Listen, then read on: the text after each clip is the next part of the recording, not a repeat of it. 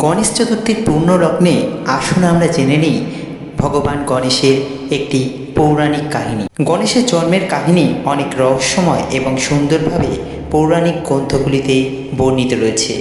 এর মধ্যে সবচেয়ে জনপ্রিয় একটি কাহিনী হল গণেশের সৃষ্টি এবং তার মস্তক পরিবর্তনের কাহিনী।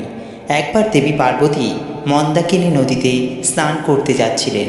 স্নানের পূর্বে তিনি নিজের দেহ থেকে কিছু মাটি নিয়ে একটি পুতুল তৈরি করলেন। সেই পুতুলটিতে নিজের প্রাণ প্রতিষ্ঠা করলেন, তাকে নিজের ছেলে হিসাবে গ্রহণ করলেন। তার নতুন সৃষ্ট সন্তানকে তিনি নির্দেশ দিলেন যাতে কেউ স্নানের সময় তার ঘরে প্রবেশ করতে না পারে। সেই ছোট্ট পুত্র গণেশ মায়ের আদেশ মেনে পাহারায় দাঁড়ালেন। ঠিক তখনই ভগবান শিব পার্বতীর স্বামী ঘরে প্রবেশ করতে এলেন, কিন্তু গণেশ তাকে বাধা দিলেন এবং মায়ের আজ্ঞা পালন করলেন। তাই গণেশ বললেন, আমি তো কাউকে প্রবেশ করতে দিতে পারবো না। এরপর শিব গৃহে ঢোকার সময় এই বালককে দেখে অবাক হন।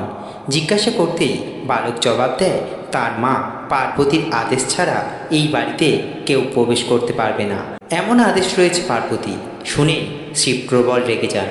এদিকে ততক্ষণে স্নানে মগ্ন পার্বতী গণেশকে নির্দেশ দিয়েছিলেন যে তিনি যতক্ষণ না স্নান করবেন কেউ যেন ঘরে প্রবেশ করতে না পারে। অন্যদিকে শিব এই কথা শুনে প্রচণ্ড ক্ষিপ্ত হন এবং তিনি প্রলয় নৃত্য শুরু করেন। এরপর ছোট্ট শিশুর তেজ দেখে হতবাক শিব রেগে যান। তখনই গণেশের মুণ্ড তিনি ছেদ করে দেন। কথিত রয়েছে এরপর পার্বতী কান্নায় ভেঙে পড়েন এবং সন্তানকে ফিরে পেতে তিনি বদ্ধপরিকর হন।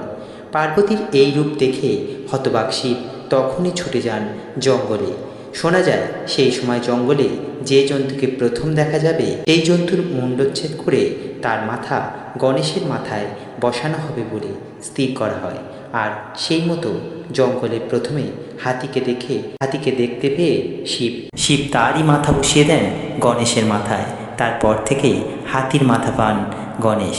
শিব ঘোষণা করেন গণেশই হবেন প্রথম পূজ্য দেবতা, যাকে সব অনুষ্ঠানের প্রথমে আমরা পুজো করব। গণেশের এই বিশেষ স্থান হিন্দু ধর্মে একটি গুরুত্বপূর্ণ। যে কোনো শুভ কাজ শুভযাত্রার পূর্বে ভগবান গণেশের পূজা করা হয়।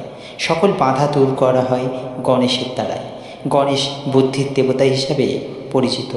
বিদ্যা বুদ্ধি জ্ঞান সমৃদ্ধি লাভের আশীর্বাদ প্রার্থনা করে। গণেশের এই কাহিনী তার জন্ম ও পুনর্জন্মের ঘটনা নয়, এটি আমাদের শেখায় যে কর্তব্য পালন ও আত্মত্যাগ জীবনের এক গুরুত্বপূর্ণ দিক।